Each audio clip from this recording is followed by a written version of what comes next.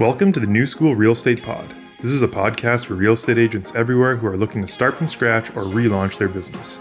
Our goal is to bring you an amazing guest every single episode who will share something that you can implement in your business today. Let's get into our newest episode. Welcome back, everybody, to the newest episode of New School Real Estate. As always, it is me, your co-host, award-winning sales representative, Rob Marsiglio. I'm joined today by my co-host. Yes, your co-host, Gabriela Batista, Homes in Tree Valley. We are, ready to go. And you said the newest episode, but it's episode number 10. So let's celebrate. It's a big deal. We're officially a big deal podcast. I'm pretty excited. And, you always number these things, man. Like I thought we were going to try and go evergreen, and I thought it was episode 9 because episode 0 was actually episode 1. Anyways, Gabe, keep going. I think you might be right on that. I won't even. But we'll speaking of big deals, you guys can start advertising the podcast as the most popular in Toronto now that you have 10 under your belt. That's it. Most of these last 3, so we're good. But speaking of big deals, we got Trey Folks from the Folks team, and I'm to have you on here because we're really going to dive into what you're doing. And you like you said before, you're a very positive person. I think we need this positive energy in this podcast. So thank you for coming on. Yeah, thank you. I really appreciate the opportunity to join you guys today. Trey, I want to hop right into, we have the privilege of talking to you a little bit off the top before we even started recording, but pretty interesting backstory in the real estate industry. I don't want to say it's unique, but you are not a first generation realtor. Tell us about kind of the Coles notes of, I guess, the start of your career, how it all began. Even prior. How did you become award Trey came Folks? Up? How did your awards come up? Because Robbie's supposed to ask him. Make sure he's agent.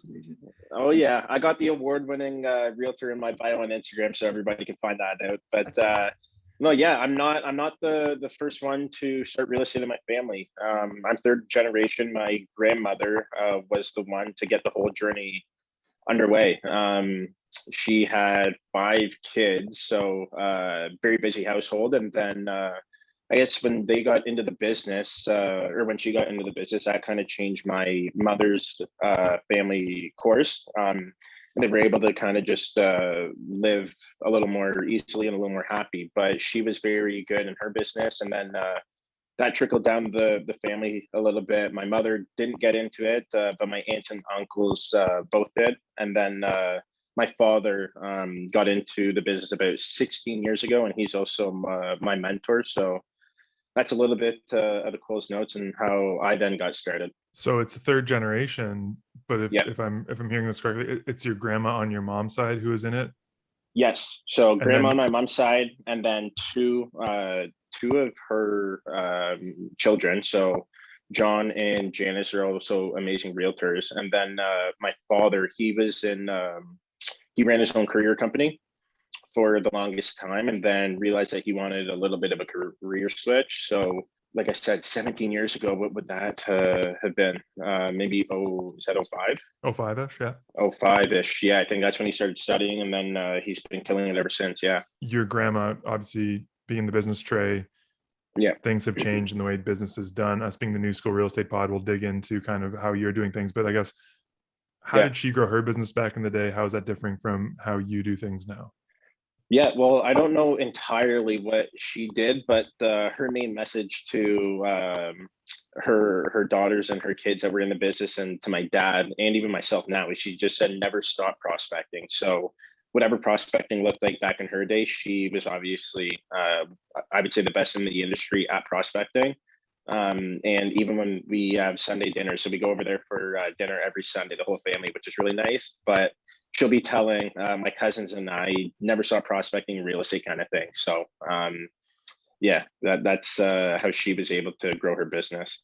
Mm-hmm. When you work, correct me if I'm wrong, are you working with your dad right now as a team? Yeah, so we are, but obviously he has his own clients, I have my own. And then whenever there's an opportunity for us to work together, then we'll 100% do that. Yeah. Do you find that there's a difference between how you do business and how he currently does business? Was that a bit of like a realization early on? Yeah, 100%. So he obviously has been in business forever. He all of his clientele is basically referral. He does such an amazing job, and that was honestly amazing for me to see, because if you can do a good job, people are going to refer you. So that's how he's built his business. but he is not really a techie guy at all, right? He's not going to be posting to Instagram. I'll do that for him.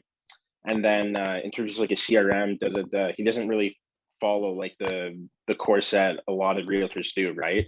Everything's up here, everything is in his phone, and then that's it, right? But that works for him. And then I kind of came in and helped him with all of the different avenues, which has been able to, obviously assist his business and then grow mine as well. Awesome. So how did that kind of start? So when you started in the business, what was the first few months in terms of understanding what you wanted to do? Was it instantly, I knew I wanted to work with this pocket of people, do video? What was kind of the entry to you when in terms of that learning curve?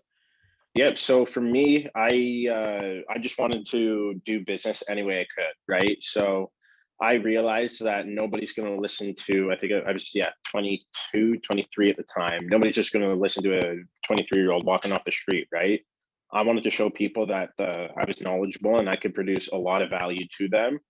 And I felt the best way to do that was to be active on social media. The biggest one was Instagram, right? But yeah, if I could be putting out videos and just reach thousands of people with one post, why would I not do that, right? So I just hit the video train hard, and then was able to gain warm leads that way. And again, do a good job, people will refer you, and then that's kind of how I got started. Tell us about those videos in the early days, Trey. Like what kind of content were you putting out right off the hop? Oh my gosh. So like I went into my iMovie. I deleted a couple, which is bad because I didn't have space on my computer, but I went into iMovie one day and I watched my earlier videos and it looked like I didn't even know like how to speak English. They were so bad, super janky. Like I still film some videos on my iPhone.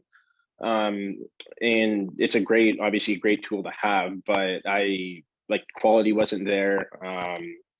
So yeah, that's what I did to get started. But my main thing is I just wanted to put the videos out. People would see that I'm trying, and hopefully they could pick up maybe a tip from my video, even if the quality wasn't there, right? And then the more that you put out, the better you get at your craft. And So tell me substance then. What kind of videos are these videos you're putting out in the early days?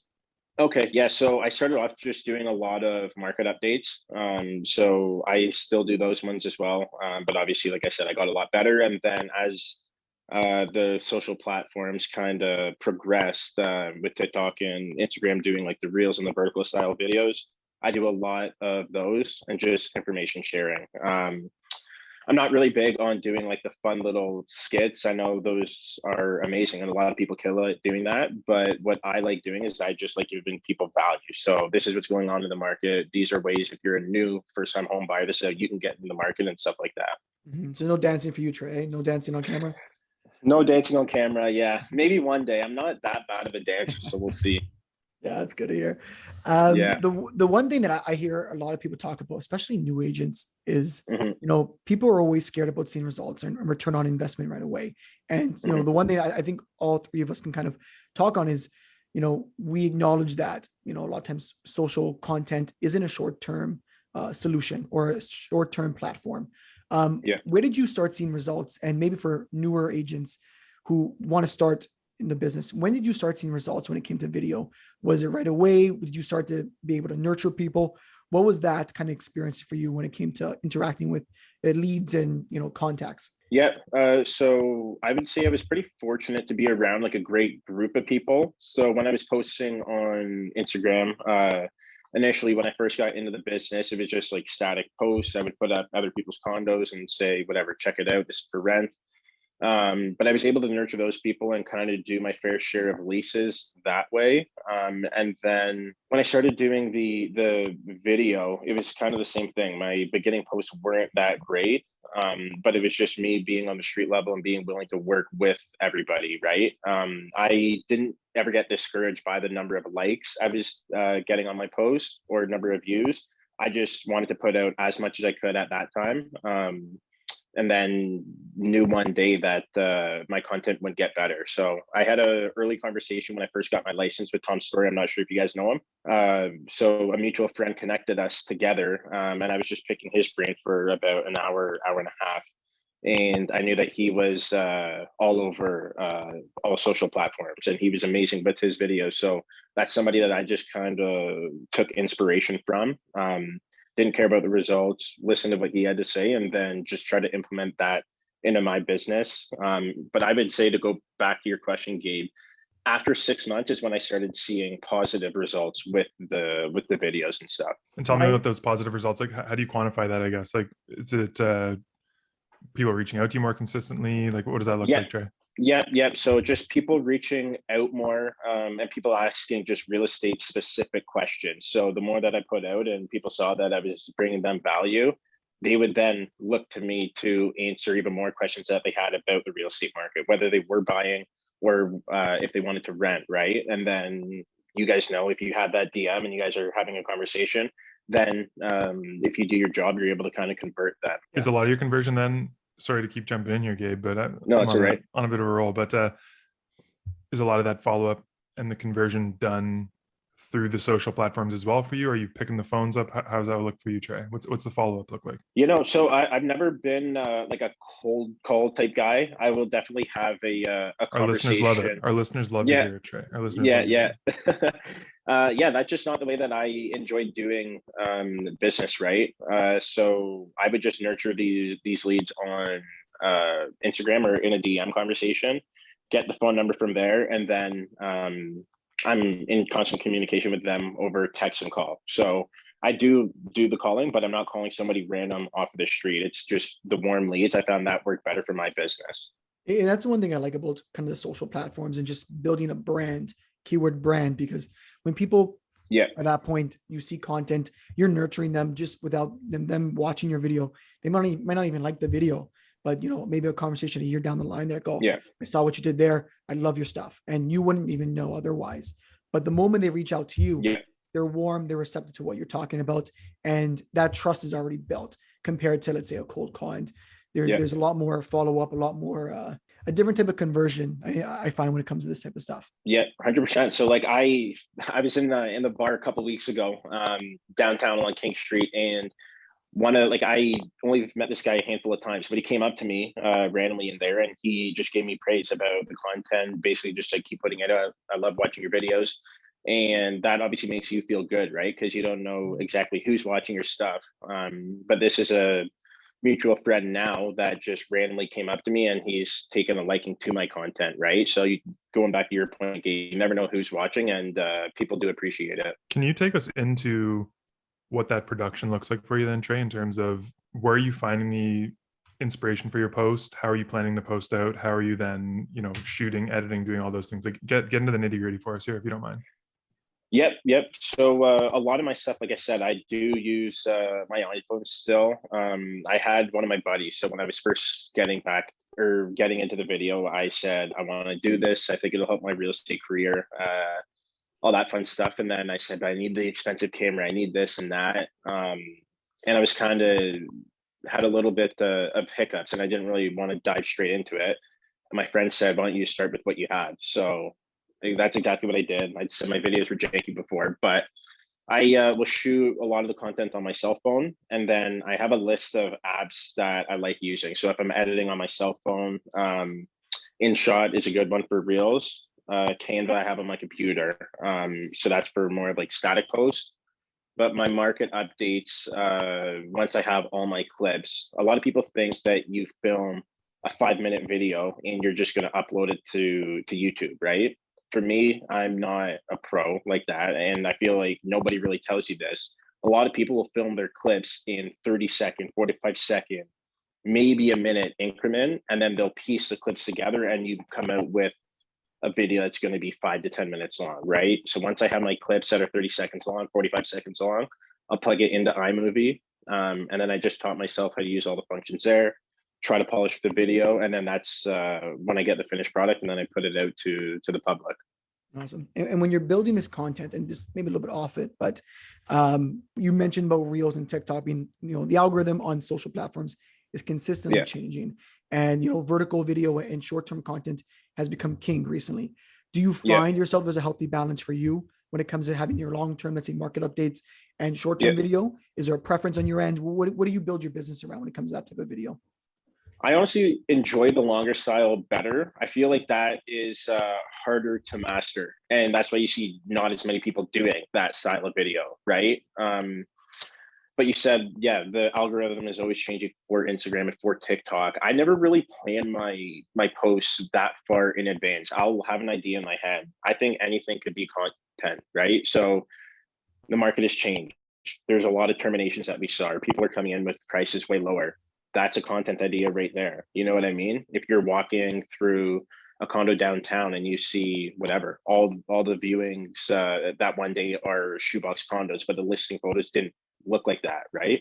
That's a piece of content. So I just, whatever comes in my head and whatever I'm seeing that day, whether it's via online or in my real life, I'll just kind of jot that down in my notebook, and then I try to film my content when I have time. So are you trying to put out, I know a lot of people, you read about batching content, I guess, in terms of I'm going to write all these ideas down, then I'm trying to film everything in the same day. Like, are you filming a few a day, or is it really just like, hey, gotta get something out today, so let's film and go? Yeah, I'm very much film along the way. And I think a lot of people start like that. And then when they have built great businesses for themselves and they do have the time, when they have a team working for them, they could then sit back and film everything in one day. I think that is great. For me, I try to post very frequently, 1 post a day, 2 posts a day. And if I am not putting up a post, I'll put something up on my story for sure. But I'm just very much, as I think about it, I'm gonna put it up on Instagram. So kind of candid, I would say. So I guess to loop this back to the wise words that your grandma gave you right off the hop, always be prospecting, Trey. Yeah. Is this your prospecting time, doing these videos? Like, what else are you doing to always be prospecting? Yep. So I would definitely say a large portion of my business, so maybe 70%, I would say, came from, in one way or another, from social media. Whether I knew the people from before, and even if I had their contact on my phone, they are seeing what I'm doing online, and may even send me a message on Instagram before sending me the text, even though we have numbers, right? So prospecting, I definitely do show social. That's a big one for me. But then I also do the flyer drops and stuff like that as well. Email drip campaigns, yeah. But the one that I do spend the most time on is definitely social. And I think you mentioned briefly the email drip campaigns. I think that has a lot, benefits, because you can really push video on that too. And that's something that I've been really digging deep in, to get, integrate video to be a part of, email drips, and creating a client base that's outside your sphere. That's on me. Creating a client base outside your sphere. And, maybe you have your bubble. What I love about social is you have that bubble and those are your people. Reaching outside that bubble is also, really good shout. I want to dig into something we talked about briefly yesterday. You mentioned how much you love the young professional first time buyer demographic.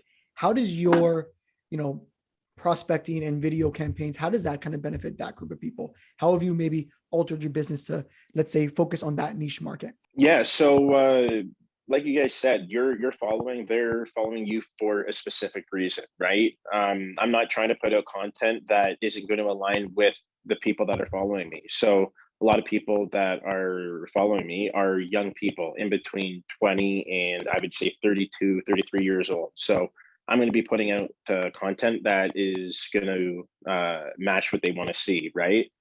A lot of those people haven't been able to purchase in real estate before. So a lot of my content, I realize that light goes off in my head. I'm going to make videos that are going to tell these people how you can get into the real estate market. It's very different from obviously when our parents invested in real estate way back when you could get a place for 170 to $200,000, right? It would be nice if we, yeah, parking spot, exactly. It would be good if we could do that. Reality is it's not. So where should a lot of people go if you want to get your money into the market? Condo market. Condo, obviously those have been going up as well, but there's $1 million difference from a condo in the city to a freehold detached home, right? Mm-hmm. So you need over $300,000 to get that detached home, or you could just save $25,000 by yourself. If you have a partner or best friend or a spouse, whatever it is, you can pull your money together and then go get a starter condo, build equity over a couple of years, and then you can get into a more comfortable situation afterwards, right? So just giving a lot of these younger people just different avenues about how you can get into real estate. And like the dream of home ownership is not over. It's still very much a realistic possibility. It just you have to go about it a smart way. So that's kind of the value that I try to give to them, obviously for free. I love that because it just that's the big struggle you get with the younger demographic is they think they're priced out or it's not realistic. And although it's difficult, there are ways to kind of still get into the market. And I think as our job, especially if we focus on first time buyers, is to educate, and that's where the content really comes in. Because if we can do our best job to educate, that trust is already there. And if we're kind of showing them a light at the end of the tunnel, they want to follow that light because it's very much there. We can probably all tell you we've seen it happen, and it's not like it's a rarity. It's because people are doing things a certain way to be able to save property in Toronto. Exactly.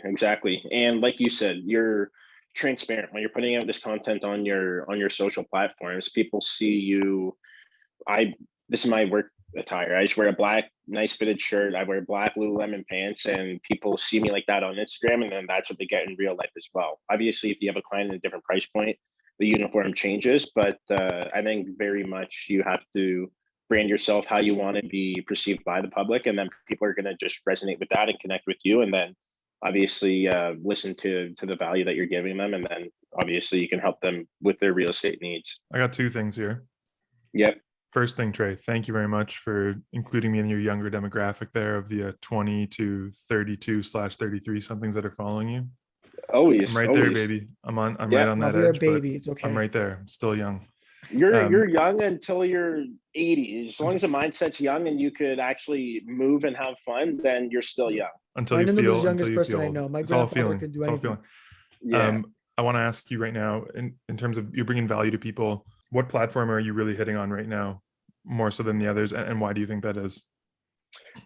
So obviously, biggest one I've been talking about it quite a bit here is the Instagram. That obviously, when I first got into the business, was the biggest at the time. I think TikTok is definitely doing a job at gaining market share.